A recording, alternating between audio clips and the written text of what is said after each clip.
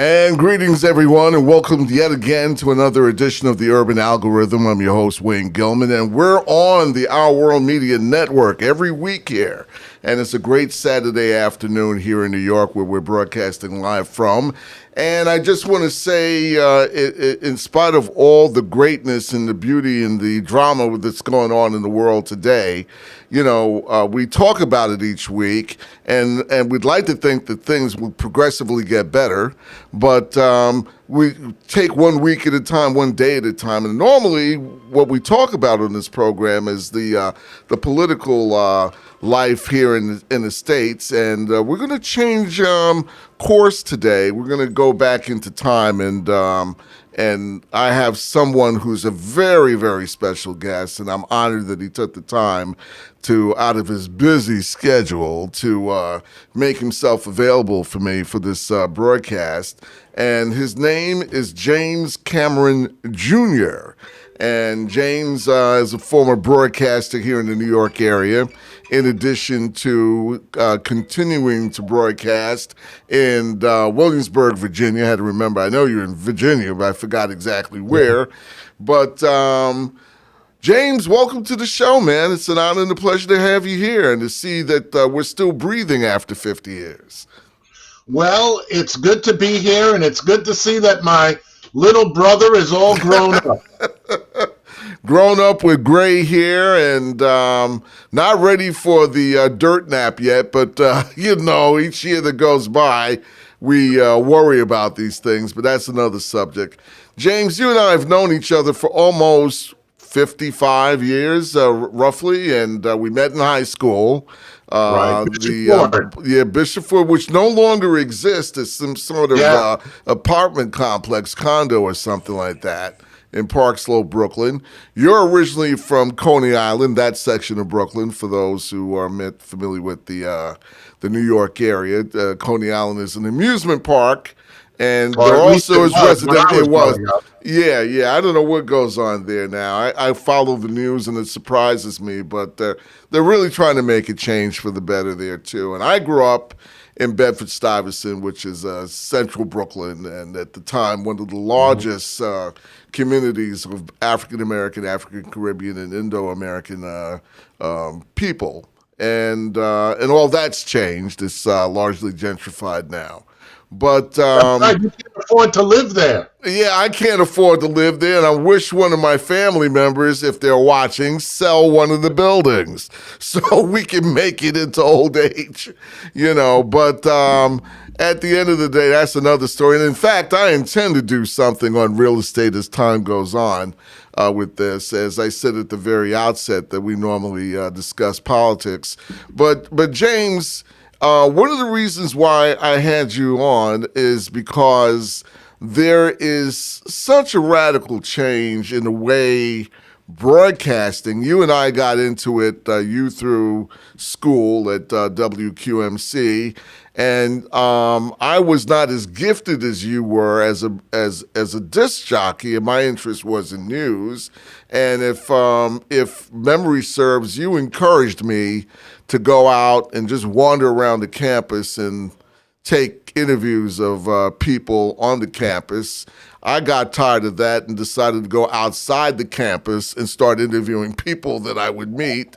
And I was lucky enough to make a career out of it. And I thank you. I'm publicly thanking you that among the people who gave me my start, my inspiration is James Cameron Jr., there's David Lampell, Stephen Reed, Frankie Crocker, Eddie O.J. I mean, I could go into a whole list of people. And unfortunately, a lot of these guys aren't around, at least the people that I was able to rub shoulders with in the business as we started out. But I'm here to discuss your life. And you were one of the last of the big Super 16 disc jockeys, and explain Super 16 in context of people who are living in South Africa wouldn't understand. All right. Right, exactly. Well, I started, as you said, we met at Bishop Ford High School. I was part of a drama group that one of your teachers was teaching a drama class, and he connected with Geraldine Fitzgerald Lou Gossett Jr., and some others. And they formed a drama group, which was the Everyman Company. And we traveled the parks. It was sponsored by the Park Service. And we would travel all across Brooklyn, putting on these plays outside in the park. And eventually, we did a program at Lincoln Center, which to this day, I believe they still do that summer festival outside of Lincoln Center. And it started with us, which was 1969. And that's where I met you. I met you at Bishop Ford. It was just very casual. You had dropped in and saw what was going on in the auditorium. And we started talking, and we were friends. And, you know, I mean, we just had conversation. And that was it. And the next thing, for both of us, we look at each other because we're both from Brooklyn, and we end up at Queens College. So, you know, so there we are at Queens College, and John Hamilton, who ended up changing his name to Afende Afima. Right. You know, we all wanted to be African back then. Back then, we wore our dashikis. So, you know, we didn't wash. He got me involved. And I actually owe my whole career to him because he said, listen, you have a good voice. You should be on radio. I didn't even know what radio truly was. I mean, as an operation. And so he sacrificed some of his time. He was on for 2 hours. He gave me a half an hour of his slot. And I started going on the air. And, of course, as you know, I fell in love with it. And we took a trip to WWRL. This was in 1970. And it totally changed my life because it was myself and it was a number of other of the black radio announcers at WQMC. And we met Jerry Bolding. Jerry Bolding was the program director at RL, all of 5 feet 6 of them. And what I started to do was to, after class, instead of going home and taking a 2-hour trip to go home, which is what I had to do. I wasn't driving, I was taking the train, and it was 3 trains to get home. I was going out to Woodside, New York, to WWRL, and I was hanging out. And I was like, anytime any of the jocks wanted anything, I would go and get it. Hey, you know, I want to get a sandwich down at the, oh, fine, just give me the money. I'll go and get it for you. My whole thing was that I just wanted to be able to hang out and to be amongst the jocks and feel that I was a part of it, even though I wasn't a part of it. Well, what changed my life was after doing this for about almost a month, Rocky Bridges, who was the engineer, head engineer. And the gospel disc jockey. Right, exactly. And he would stay there until Gary Bird, who you know, used to come on and do the 12 o'clock. And so, you know, and Gary was always known as getting there late. I mean, that was just his reputation. And, you know, he would jump in like 2 minutes before he was to go on the air. Well, at this point, Rocky got an emergency call. He had to go home. And he said, listen, I know you know how to work the board. And I said, well, yeah. You know, you got to understand, I'm a 20-year-old kid, you know. And he goes, this is what I want you to do. If Gary isn't here, now this was about 20 minutes to 12. If Gary isn't here, then what I just want you to do is turn on the pipe. That's what we used to call it back then. And just do the station ID. And I'm scared as hell because Jerry Bolding had a reputation of listening all times during the day and all times at night. And so I'm praying that Gary comes in to save me. Well, he didn't. So here it is, 12 o'clock, and, you know, we put on the jingle, And the phrase that changed my life in broadcasting, that gave me an overall 17-year career in broadcasting, was your dial is set at 1600 WWRL New York. And the rest is history. I hear that. About a week later, I'm still hanging out at the station. I didn't say a word. I get called up to Jerry Bolding's office, and I'm scared as heck. I'm figuring he's going to tell me I can't, hang out anymore. So I go to him, and he says, Mr. Cameron, have a seat. He was very formal. And I'm 20 years old. I must be at least 20 years his junior. And he goes, did you do a live station ID? Now, this was on a Thursday, and I did it on a Monday. So by Thursday, I figured I had gotten away with it. And I knew he was only asking the question because he knew the answer. So I said, yeah. And he said, Gary was late again, wasn't he? Again? I knew he already knew the answer. And I said, and I started making excuses. Well, I'm not sure, traffic, this, that, and the other. And he said, Mr. Cameron, I want to offer you an internship and work here part-time as a fill-in. Do you think you would want to do that? I almost fell on the floor. RL was the number, this is before BLS. Yeah. So RL is the #1 African-American station in the nation. He could have told me I was on for 5 minutes in 6 months. It would have been fun. And I'm glad you pointed that out, because even though WBLS and WLIB had a rich history and it was black owned, WWRL was like basically the black mecca in radio in Absolutely. New York and across the country. And a lot of people who worked there started out pretty much the way you did. I never had an opportunity to do that. But I have a similar story about, it seems that there are disc jockeys who have a propensity for being late.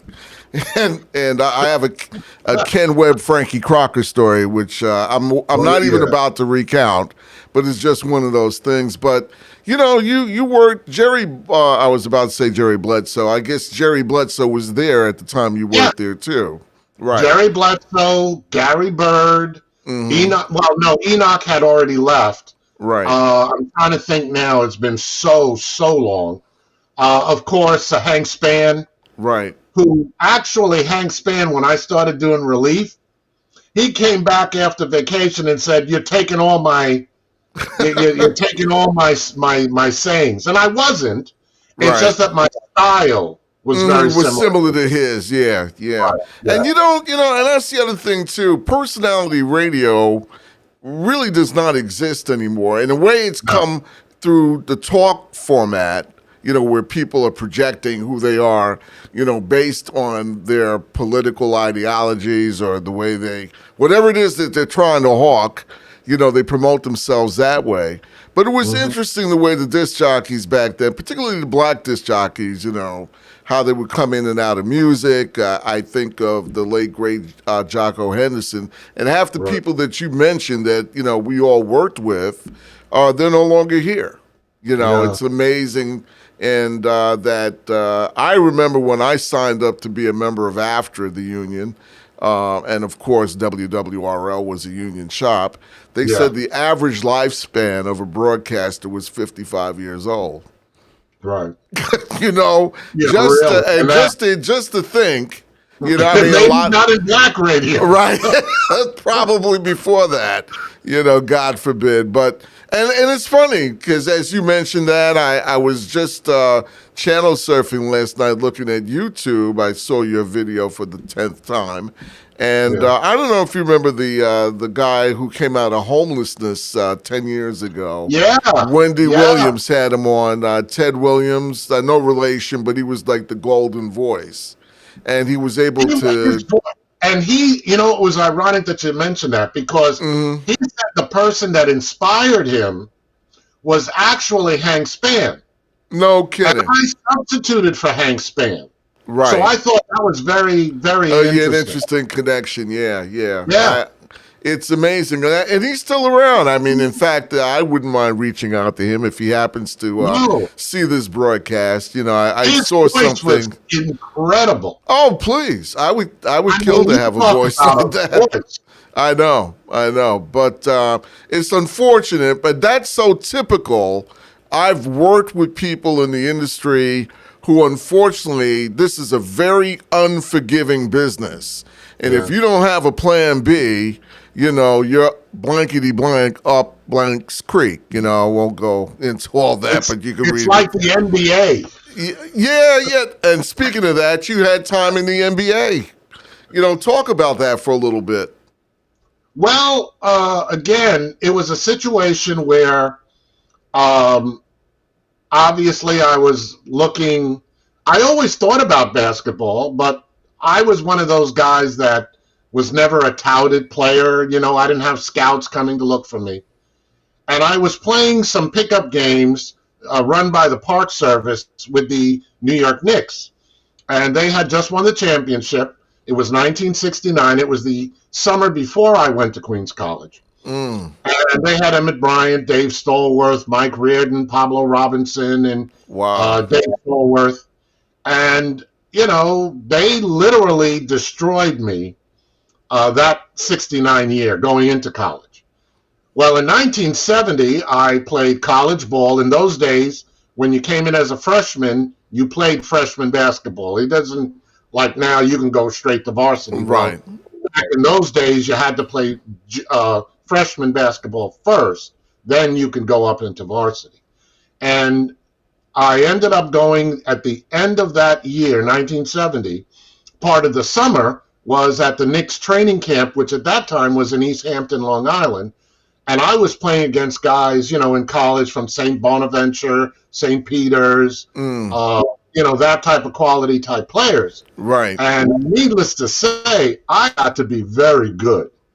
So that summer, when they came back, I had a whole year to fester how they had embarrassed me, which they really did, especially Nate Baldwin.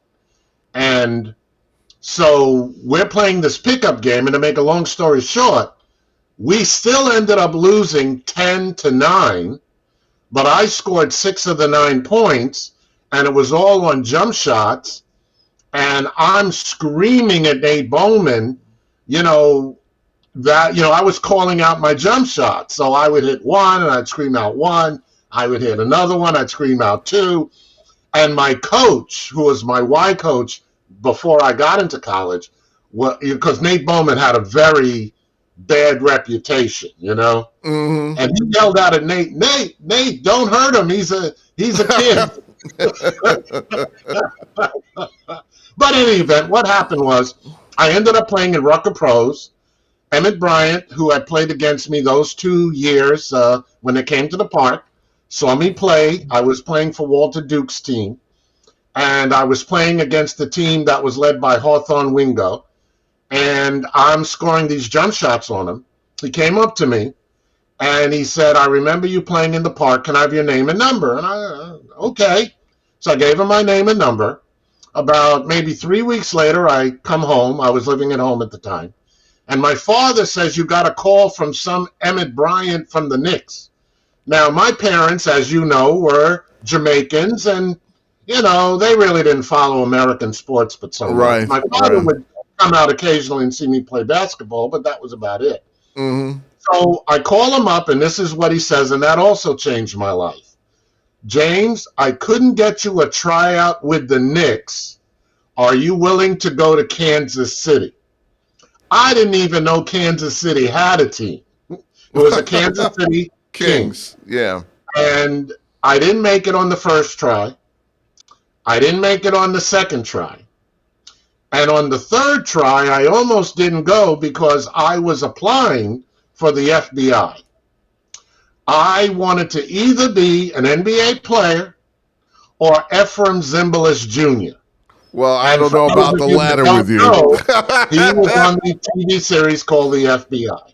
Yeah. So I go up there the third time. I get offered a contract. It was a 10-day. Of course, I took it because I figured, well, if they don't sign me for the second 10-day, at least I can go back to the FBI. Mm-hmm. As it turns out, they signed me to a 10-day, and then they signed me to a second 10-day. And once they did that, then the contract went for the whole season. And they did that for 2 years. They did that 77 and 79. And that was my career 2 big years of the NBA. Yeah, and I could imagine them if we were to juxtapose salaries then compared to salaries now. Listen, man. You wouldn't even have this conversation with me, would you? Listen, I'm figuring this. I ballooned up at one time to 308 pounds. I mean, I really ballooned. Wow. That was many years ago, though. Yeah. I am now down to 250. I figure if I could just lose another 5 pounds, I'm getting ready to call the commissioner and text him and tell him I have every intentions of coming back. Yeah, I think a lot of us would like to turn the clock back and think that way, But minimum contract today, minimum, is $1.2 million. Isn't it amazing? Amazing. I'll take 10 days of $1.2 million. Yeah, and not everybody who earns that salary is like a Kyrie Irving or a Stephen Curry or. As I said, that's the minimum. Yeah. You got guys that are making, $8 million, $12 million, $30 million a year.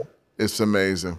It's amazing. Ridiculous. Yeah. And I remember when Walt Frazier signed this contract. For $425,000, people had babies.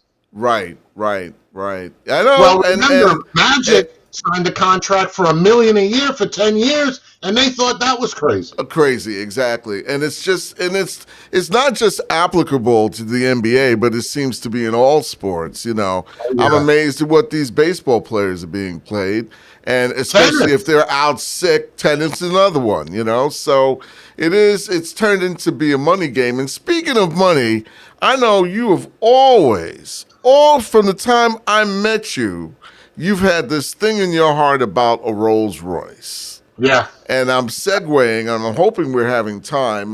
Maybe we could take a break, or should we? All right, we'll take a break right now. You are listening to the Urban Algorithm and hopefully watching at the same time. My history is radio, so I always go for the mic first as opposed to the camera. And if you're looking at me, you know why. But anyhow, I'm honored to have my childhood friend and fellow broadcaster James Cameron Jr. with us. We'll be back with more right after this on the Our World Media Network. I don't think that many kids in my son's school even do it. He makes fun of his friend who vapes. He would never try it. She's into soccer. She's on the honor roll. She's just not the type. No way. No way. No way. No way, my kid would never vape. Get your head out of the cloud. Today, nearly 8,000 kids will start vaping. Maybe even yours. Learn about the dangers at talkaboutvaping.org. Type 2 diabetes can have a big impact on your life, but how can it be prevented? Well, the first step is knowing if you have prediabetes, a serious medical condition that puts you at high risk for type 2 diabetes. 1 in 3 American adults has prediabetes, but more than 80% don't know they have it. The good news is, prediabetes can be reversed, and for many people, healthy changes in their daily routine can make a big difference. Take the 1-minute risk test today at doihaveprediabetes.org. There is a road laid out for me.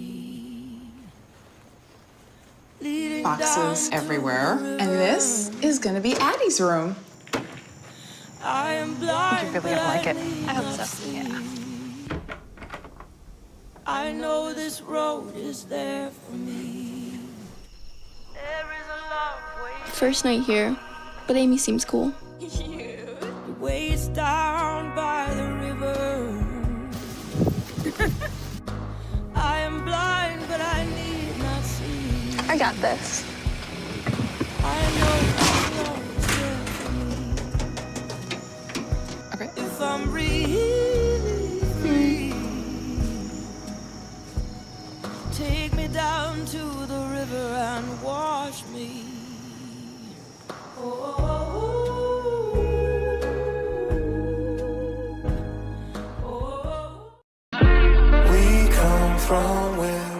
I feel like mental health for me is a thing that doesn't really get talked about.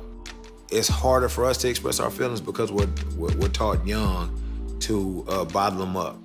My name is Tobe Chukwudu Bemwigwe. I'm an Igbo boy from the southwest side of Houston, Texas, and I'm here to talk with Muhammad and Jordan about emotions, feelings, mental health. And, you know what I'm saying, we're just gonna let the spirit move. I'm Jordan, I'm 12 years old. I'm Muhammad. This is my stepson. I just call him my son. As a father, it's your responsibility to lead your children into being mentally healthy, emotionally healthy. Sometimes when I cry, I won't know how I'm feeling or why I'm crying.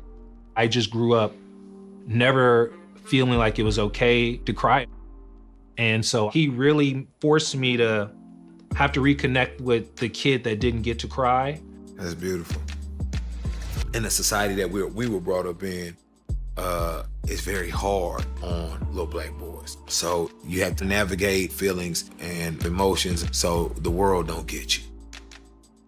We had to learn what is perfect, but we fly, even though they poison us down. We don't cry, we gon' take our piece of the pie. And welcome back once again. You're listening to the Urban Algorithm on the Our World Media Network. I'm Wayne Gilman. My special guest today, longtime buddy, childhood friend, James Cameron Jr., all the way from Williamsburg, Virginia.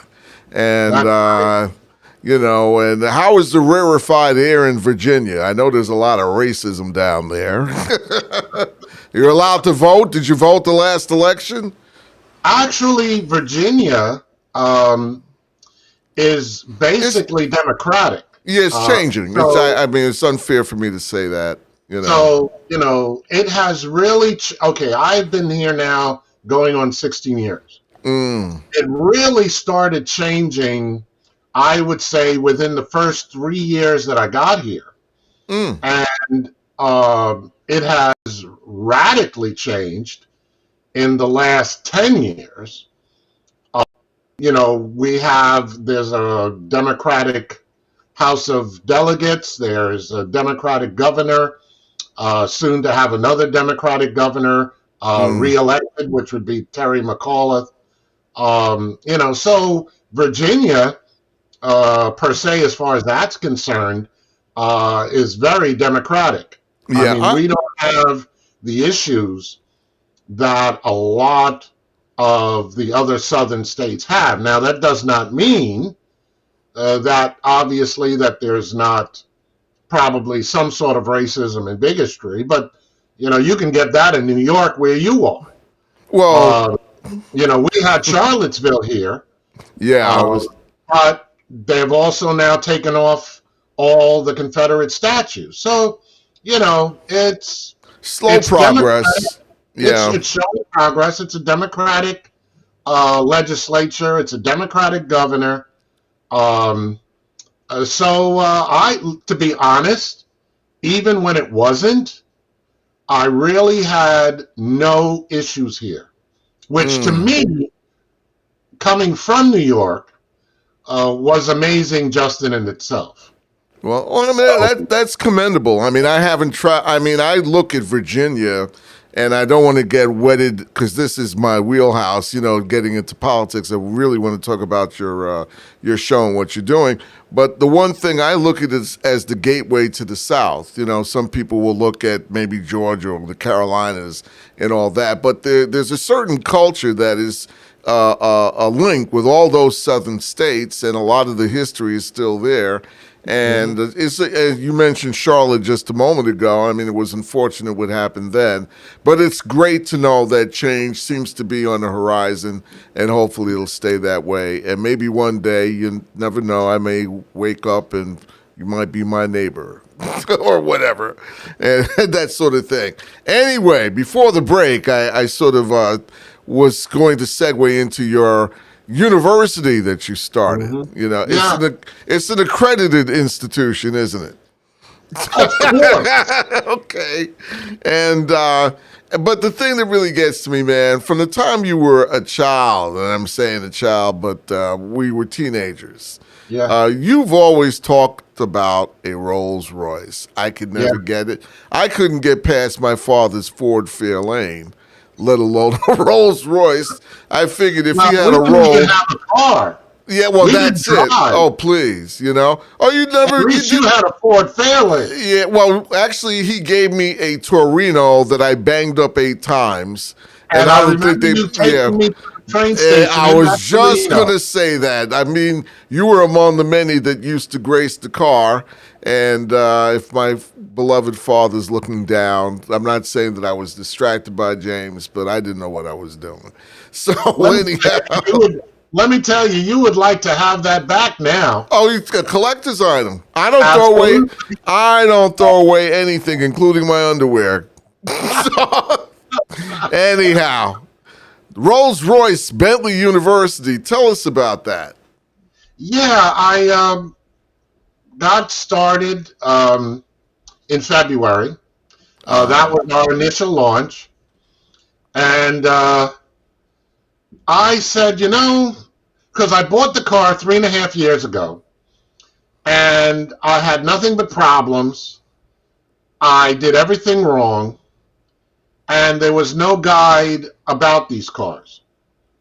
So as I was discovering different ways to remedy problems with the car, I said, well, there could be a number of things happening here. One, it could be a play it forward to other people that also had a dream of these cars, but always fell for the hype. The cars are so expensive, or if you can't afford to buy a new one, you can't afford the upkeep on an old one. All the rumors that were out there, and you heard growing up and about even having one of these cars. And so I said, you know what? I'm almost at the end of the situation of having the car totally restored. I grew up in Coney Island, Brooklyn, New York. Yeah. Oh my goodness, what a time it was. So I decided to start this channel. Okay. And the amount of affection and love and outreach that I have received doing this channel, in a way, has been, I'm not overemphasizing here, even up to just this morning, has been overwhelming.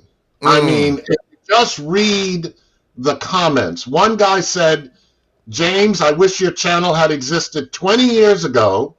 I would have saved $40,000. I had another one that said, keep it going. Your channel is great. It's very informative, information-wise. Keep it going.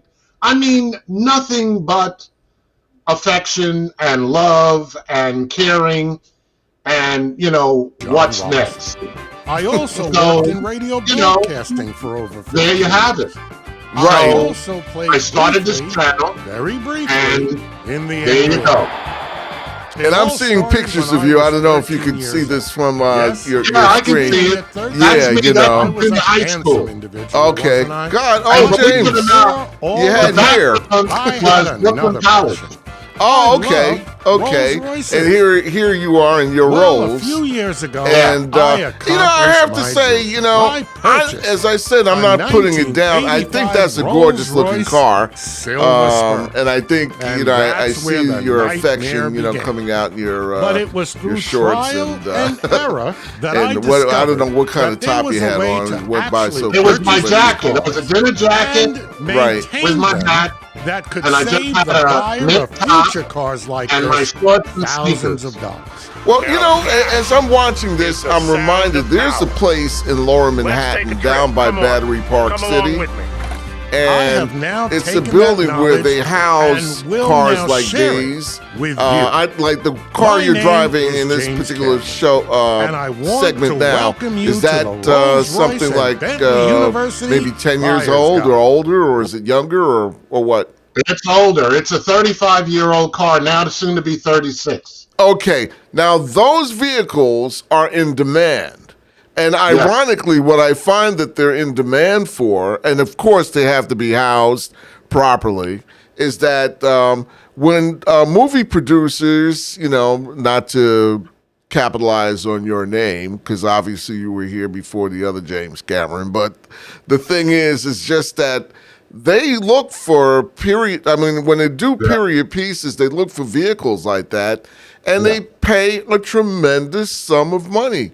There was somebody shooting a movie in Yonkers the other day, about 3 or 4 months ago. Some high-profile actors were in it, and they wanted some cars from the 70s, and they offered, not that I have one, I'm sorry that I ever got rid of mine, but I was surprised that there was a tremendous sum of money that was being offered for use of a vehicle like that. And I'm certain, someone like yourself, now that you're on YouTube doing this and you've been highly successful with it, have you gotten approached? Well, unfortunately, not yet.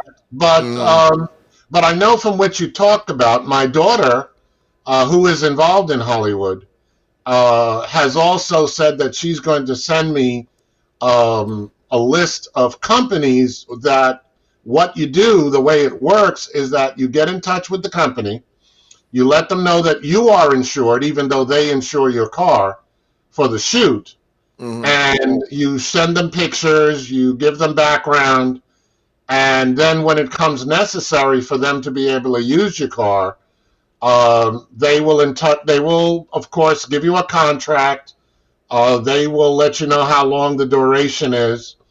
And at that point of the duration, they actually own your car. So that's the funny part of this whole thing. But that they still pay you, depending on the type of car that you have, and depending on what the use of the car is going to be.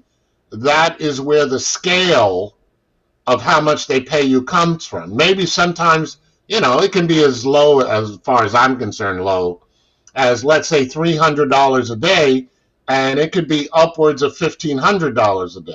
Well, I've gotten quotes in New York as much as maybe $3,000 a week. They figure that you're the one who's being inconvenienced. But that we're talking New York versus Virginia, maybe. No, but again, a week does not necessarily have to be a week. A week can be the amount of time that they are going to be using the car. So, for example, they might say a week, but maybe that shoot is only 3 days. Gotcha. So it depends. A week does not, in other words, what I'm just saying is a week is not what we think of a week, 7 days. No, I hear what you're saying, yeah. It depends. Well, let me ask you. So to insure and house something I'm into tangible assets. I believe in the stock market, but I also feel that something like that might be worth restoring and keeping it kept. Of course, you live in a very opulent neighborhood there from what I see and all the rarefied air. I still have to put up with the Bloods and the Crips and the Nits and the Chaplains and people looking to break into cars, in New York. What does insurance on a vehicle like that run you? If you don't mind me asking. Well, let me first say that you need to watch one of my videos on insurance. Okay, all right. But I mean, just giving, But in any event, there are a number of companies, some that you might have heard of. For example, have you ever heard of State Farm? Oh, yeah. Well, State Farm has classic car insurance. There's a number of others. Like, have you ever heard of Geico? Yeah. In fact, I was about to do business with them the other day. Insurance. And there's other cars. There's other insurance like All American. There's Hemmings. There's a number of them. But to answer your question, it just based on two different things. How are you going to be using the car? If you're basically just going to be taking it out on the weekends, maybe going to a restaurant, maybe going to a car show every once in a while, Well, the insurance can be as low as less than $200 a year. Okay? If you're like me, where you're going to be driving it a lot more, you're almost going to have it as a daily driver, just like you would have any other family car that you have. Then now you can go anywhere between 200 and, on the high side, I would say anywhere from $200 to $325 a year. Well, let me ask you this. I mean, because this is very interesting, and again, I'm not trying to expose your business or whatever. No, that's but fine. I mean, do you? Okay, all right. I mean, it's in many ways this may be driving traffic to your show, but the bottom line is that I'm wondering, in a situation like you, I would be inclined to probably park that vehicle in a garage or a yard where people wouldn't be in anyone's eyesight. Don't tell me you would take that to Home Depot or Costco or, do you? James, don't kid me. You go to that car through. Listen, I have driven that car through Popeyes. I have driven that car to Walmart. I will drive that car everywhere. You don't want to know why? Well, people look to it. I People can never imagine. see Rolls Royce. Right. And they want to see it. They want to touch it. They want to look inside of it. And they think you're Michael Jordan. So for me, and especially with my channel, it's about letting, quote unquote, the common man know that these cars are available to you. They're not pie in the sky. Right. I grew up, point of interest. I bought this car going on 4 years ago. All right. 4 years ago, I was 68 years old. That's how long I waited before I finally told my wife, listen, if I don't get it now, I ain't ever getting it. Yeah. And you know what she said to me? Get your freaking car. You've been talking about it since I met you. So I got the car, but like I said, I didn't know what I was doing. So I did everything wrong. But now I know how to do everything right, and I'm sharing it. But one of the biggest things that I have seen is that people just think that these cars are pie in the sky, and it's not. Believe it or not, you can get a 35, 40-year-old Rolls Royce. Think about it. It's 35 to 40 years old. You can get one for under $10,000. But what about the technology, the gas consumption? Now, Rolls-Royce, they make a great engine. I've flown in planes. You know, a lot of people don't know that they really are great at manufacturing airplanes, engines, that is. You know, you hear about the cars, but they're actually known for that. And more people in our community, in fact, I have I'm not to expose my business too much, but I have a couple of tenants who own BMWs, and I don't understand why. I mean, I guess, and BMW owns Rolls-Royce and Bentley, if I'm not mistaken, right? Well, BMW owns Bentley, and BMW owns Rolls-Royce. That's what I thought. So I guess you can say they did win the war. Yeah, and because at one time they were competing against each other. Yeah. Which one has? I'm sorry. No, that's I was going to say, which one has more value? The Bentley name, or they're about the same in terms of? They're still just about the same, but I would say for a younger generation, like for example, if you watch a lot of music videos and with rappers and artists, artsy type of people, they tend to drive the Bentley.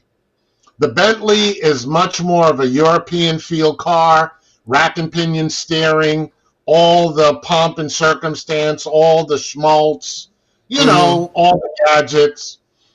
They say the difference between a Rolls Royce and a Bentley is very simply this. With a Bentley, you look at the car.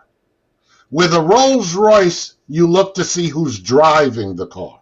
Is that right?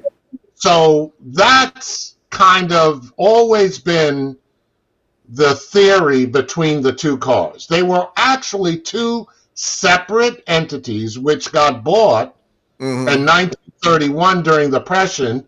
W.O. Bentley went out of business, and Rolls-Royce bought Bentley because Bentley was their competition. So they bought out Bentley, and then they just turned around and made the Bentley like a Rolls-Royce, except it had a different grille. Now let me it's funny because I didn't know the history that way. I just thought BMW just recently, within the last 10, 15 years, they purchased both. No, but that's true. That's true. How, okay. What I'm saying is Rolls-Royce Limited bought out Bentley in 1931. Right. During the Depression.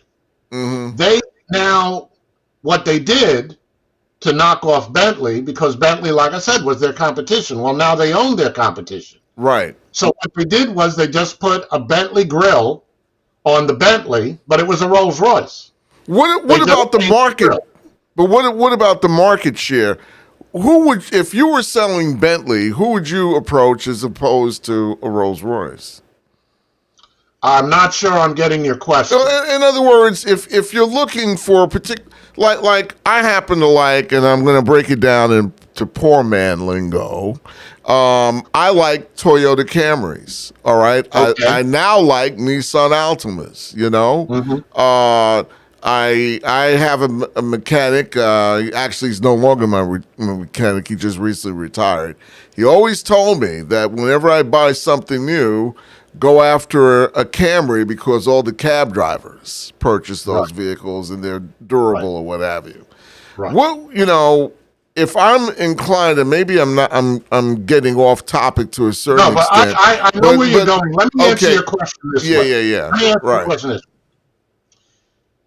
And we're going to compare it also with other vehicles, classic cars. Ferraris. If you're into Ford Mustangs. Yeah. If you're into Stingrays, if you're into muscle cars, you're going to go for the Bentley. If you're into the Cadillacs, if you're into the Lincolns, if you're into the Buicks, you're going to go Rolls-Royce. And there is, okay, I got you. And there is a market share for both. I mean, does one make more money than the other? Maybe that's perhaps something else that would be of interest. Does one make more money than the other? Again, it depends on the years. If you're talking about up to 1999, when Rolls-Royce still owned both, I would say no. I would still go for, even though you had the Turbo R, which took off and which changed Bentley, even though it was still tied to Rolls-Royce. But when they changed the Bentley from a regular Rolls-Royce 6.75 liter V8 to a 6.75 liter V8 turbo, that changed the dynamics. So people started getting into the Bentleys. It had bigger tires, it had better suspension, wasn't quite roly-poly like a Rolls. It was a whole different feel and a whole different car. You're talking 0 to 60 back then with the Turbo Rs at about 6 seconds. Right. As opposed to maybe 11 seconds with a Rolls-Royce. So just two different cars. Two different vehicles. Gotcha. Yeah. Is there ever any interest? And of course, you're not marketing these. You're doing this out of it's a labor of love in a way. You know, and you said just recently, because I noticed on one of your YouTube videos that Morgan Evans is his name. Yeah, Morgan. He used to work for Evan Morgan. Evan Morgan. I'm sorry. Yeah, that's all right. Yeah, and I guess the thing is, I don't know if you have any empirical information. Would they ever go into a situation where they would produce a Rolls Royce that may have an SUV look, or you know what I'm talking about? Do. Oh, they do. do. Okay, I didn't. Yeah, they have an SUV called the Caliban. They already do. And what about the Bentley? I think there is a comparable Bentley, but remember, Bentley now, When you talk about a Rolls Royce and you talk about a Rolls Royce Caravan, that's Rolls Royce. Bentley, I'm not sure if they have a comparable one. I would not be surprised if they do. Right. But it would be two separate companies. It would like being a Lexus and, the comparable, what is it? What's the other one that they have? You have a Lexus, and then on the other side you have. See, I don't even deal with those cars. Right. Well, I mean, the Infinity with the Nissan. Right. Okay, yeah. Two different companies. Right. But the concepts, I mean, I understand that, and even though BMW is producing both, it's in their arsenal. But so to speak, but the deal BMW, is, again, to make it clear, BMW does Rolls Royce, and it does, and Volkswagen does Bentley. Okay, so I'm glad you clarified. So actually, that's all they do. Companies. Yeah, all right. Because I thought they were still owned by the same. No. All right. No. So I'm glad you. I'm confused, and I'm sorry if I've caused any further confusion. It's like I said, in 1931, during the Depression, Bentley was bought out by Rolls-Royce, and they became one unit. In 2000 plus, they were now separate again. They were bought out separately. So they went back to, in a way, their natural origins, being two separate companies. Okay, and they compete against each other. Yeah, exactly. Right. Exactly. Right. Well, I'm just trying to do quickly, because I think we might be running out of some time here. Yeah. What I'm just trying to do with my channel is to say, listen, you can get into these cars for as little as $8,000. That's a used car. Now, are the mechanics slightly different? Yes, they are.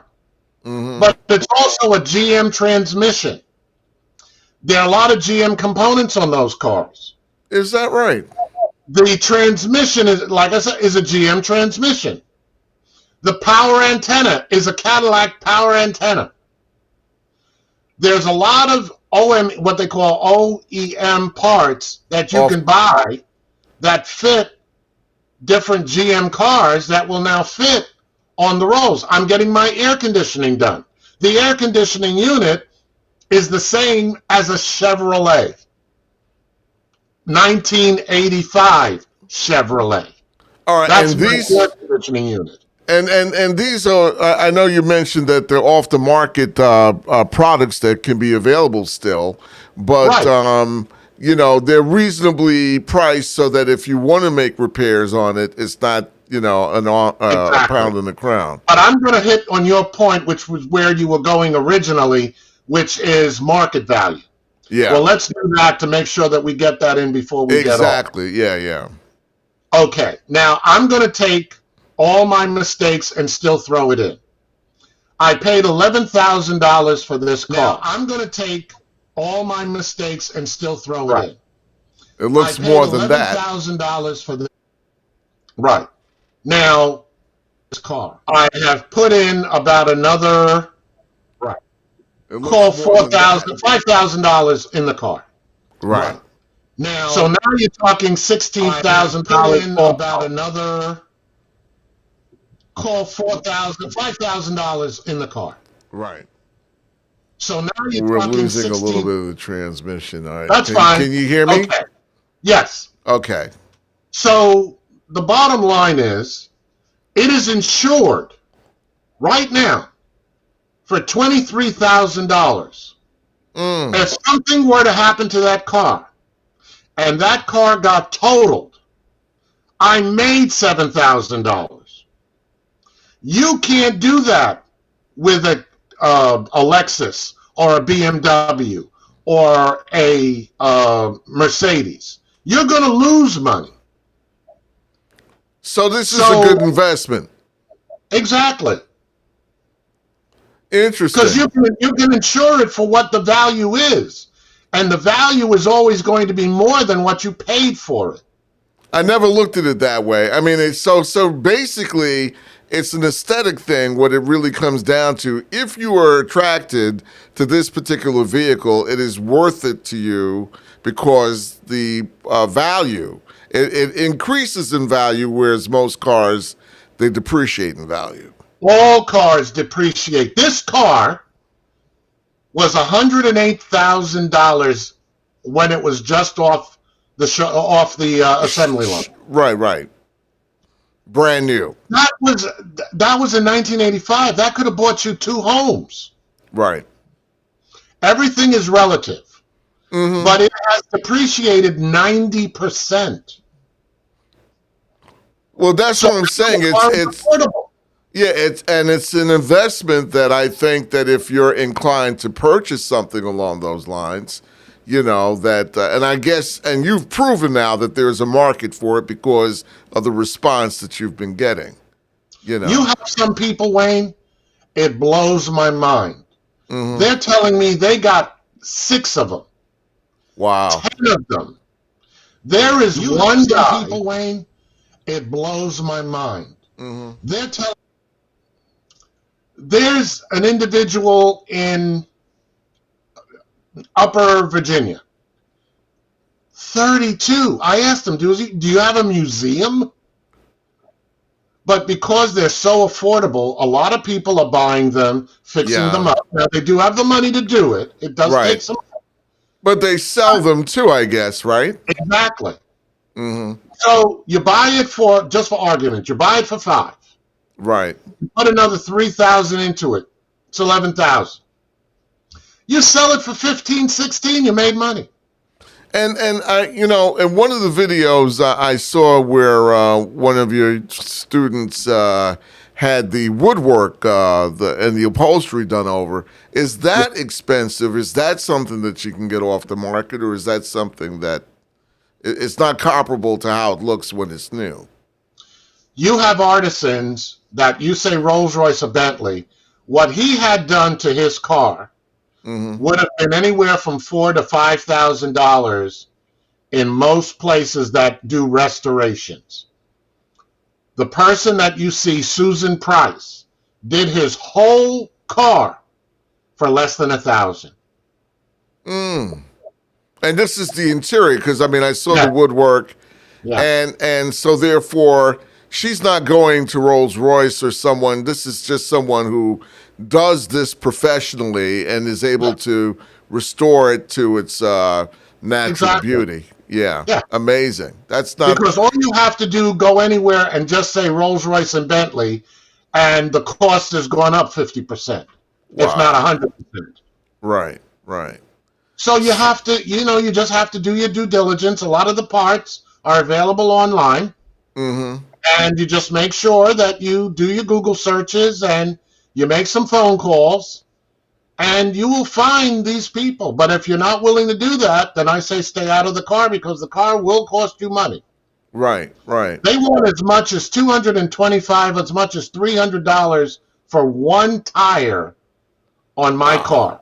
Unbelievable. My guy got me a tire, not a known entity, but still a very good quality tire for $100. I tell you, I'm amazed, and the only reason why I could understand your justification, I've known your passion for this vehicle since the time we met each other 50 years ago almost. Hard to believe. If knowing what I know now, I could have had it 50 years ago. Yeah, probably. You probably would have had my ex-wife with it, because I wasn't spending that kind of money. Anyhow. No disrespect wherever you are. No, man. One thing I gotta also put in. I know we're running out of time. Right, we are. I do work now in radio. I'm still involved in radio. I work at WMBG, which is the local Williamsburg radio station. Right. I'm on in the morning, so you're still asleep. You already know this. Yeah, I know. I come on the air from 6 to 8. And on Mondays, I do Motown and more. I do all R&B and Motown in the first hour. Well, we're trying to get you up to New York, and pretty soon you'll be able to join the ranks of the Our World Media Network. I know your price may I'm be looking high. forward to it. Yeah, you know, I'm still getting car fare from these people. As I said in the last show, you know, all I make from them is last class on the Long Island Railroad, you know, but I'm grateful. I say support all black businesses out here, and even BLS and WLIB. When Absolutely. I first started, you know, it was like that too until they became, you know, the legendary institution that it is. So it's not impossible. BET, all these places. So I'm not putting, this is not a put down. No. We have to start from Absolutely. somewhere, and that's it. Absolutely. James Cameron Jr., man, it is good to see your face, you know, and I applaud you, and I'll be watching your video, and I hope, not to be so shameless here, that you would plug mine, even though I'm in a different direction. I want to get this on tape, you know, that you intend to endorse my products and send viewers my way, you know? Absolutely. This is like radio back in the day, you know, where we'd have to support one another. Gotta support one another. That's the deal. That's what it's about. But thank you again. We're going to have you back. Hopefully we'll have a few viewers who will be interested in watching your channel. And again, how do people reach you on and off YouTube? Well, they can go to my YouTube channel, which of course is, as I said, Rolls-Royce and Bentley University. The full name is Rolls-Royce and Bentley University Buyer's Guide. But if they just put in Rolls-Royce and Bentley University, that will come up. And they can go to my email, which is rr&b buyersguide@gmail.com. And also they can leave a comment, and I answer all my comments. That's good to hear. I'm learning about that now. Anyhow, all the best, my brother. It's good to see you, and we'll have you back again. This is the Urban Algorithm. It's been a pleasure. It's been a pleasure also. My name is Wayne Gilman, and we're on the Our World Media Network. Thank you for tuning in.